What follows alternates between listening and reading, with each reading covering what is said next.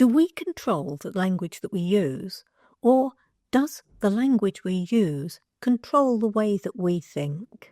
There are a lot of people, and perhaps in particular writers, who like to think that we are in complete control of the words and the language that we use, that we select the right vocabulary, we combine it, we adapt it, and we communicate exactly what we mean to communicate. But there is another school of thought that says that actually the words that we use, the language, the way we use it, feeds back and influences our values and attitudes.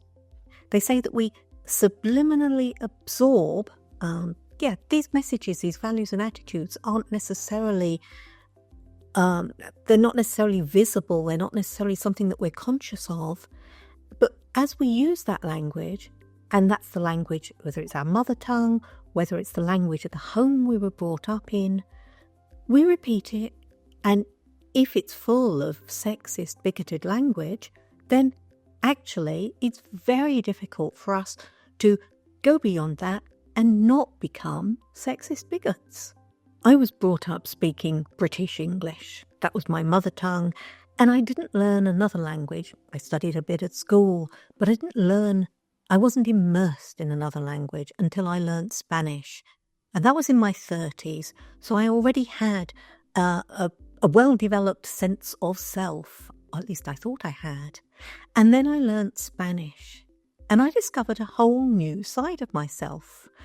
I found that Spanish, which is a very passionate, a very expressive language, and I found myself expressing a different side of my character, which in English, that traditional stiff upper lip attitude is a little stereotypical, but to some extent it is true. Whereas in Spanish, I could get angry, I could express exactly how I felt about things. So on that side of things, it certainly suggests that the language that was available to me allowed me to think differently. Now, it's possible also to think that we can take the language that is available to us and wrestle it into submission.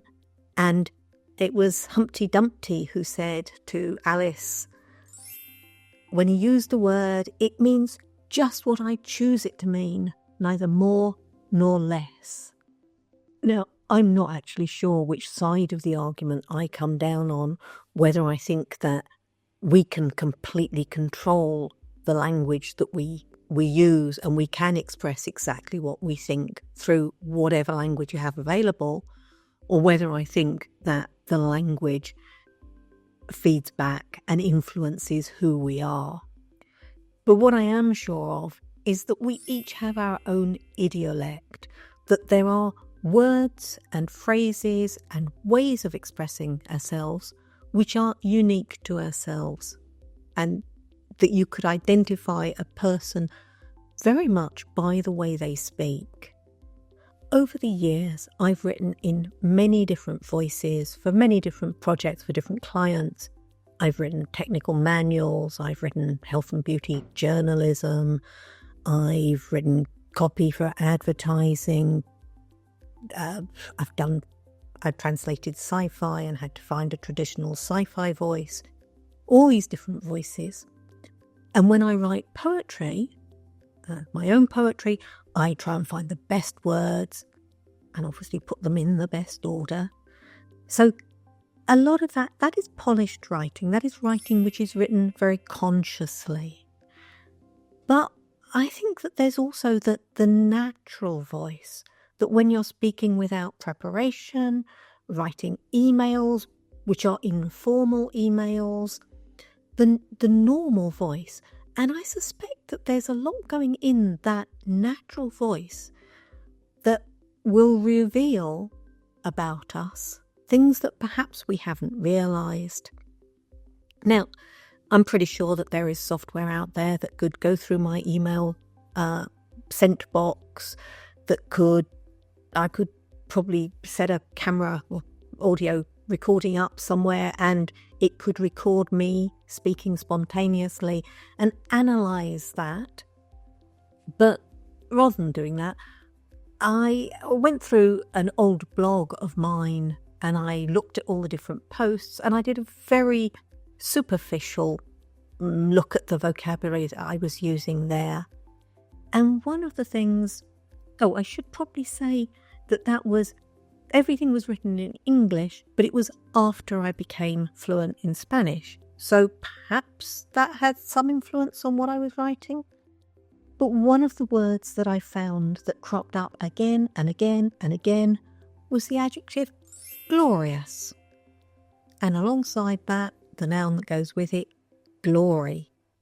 As I said, I don't know whether word choices really come from within, whether I'm using these positive words because I'm a positive person, or whether the language we use feeds back to mould our personalities, and that choosing these positive words has made me a more positive person, a bit like the way that adopting a more confident physical posture can actually affect how you feel about your confidence. Now, I don't know which it is, but as Humpty Dumpty said, there's glory for you.